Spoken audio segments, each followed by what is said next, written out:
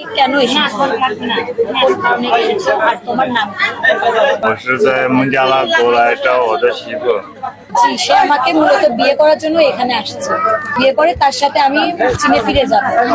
তার সাথে আমার একটি অ্যাপস এর মাধ্যমে পরিচয় হয়। তো সেখান থেকে কথাবার্তা, ওখান থেকে রিলেশনশিপ হয়।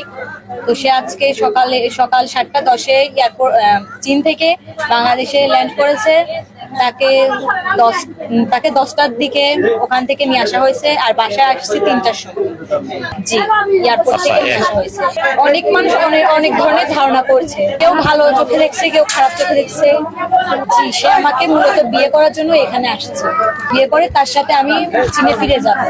সে এখানে 1 মাসের জন্য আসছে। নামটা অ্যাকচুয়ালি ওদের ভাষায় এটা আমি জানি না, কিন্তু আমি ওনার সাথে অনুবাদ করে কথা বলি। তো সেখানে অনুবাদে তার নাম আসছিল মাউস। কেন এসেছো? কোন কারণে এসেছো? আর তোমার নাম কি?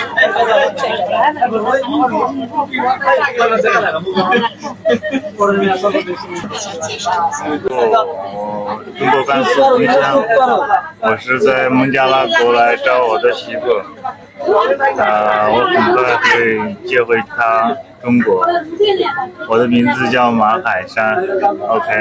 সম্পর্ক প্রেমের সম্পর্ক সর্বশেষ আমরা একটা সিদ্ধান্ত নিয়েছি। আসলেও চীন মানে কি আমরা বুঝতে পারি, সে আমাদের মুসলমান না, এবং মেয়েটা বাল্য বিবাহ বয়স পুঁজি নাই, বাল্য বিবাহ আমরা দিতে পারি না। তাই আমরা সরকারের পক্ষ থেকে আমাদের জানানো হয়েছে, মানে আমাদের উচিত কথা বলেছি, তাকে অবশেষে আমরা ব্যাংকে দিচ্ছি, এয়ারপোর্টে পৌঁছা দিয়ে আসবো। এখন মেয়ের বয়স 16 বছর 8 মাস 15 দিন, 15 দিন জন্ম নিবন্ধন আমরা দেখতে পেয়েছি। মেয়ের গার্জেন পক্ষ 3 জন যাবে, সে যাবে, গার্জেন পক্ষ সহ পৌঁছা দেবে ঢাকাতে। চলে যাব, আমাকে যেতে দিন।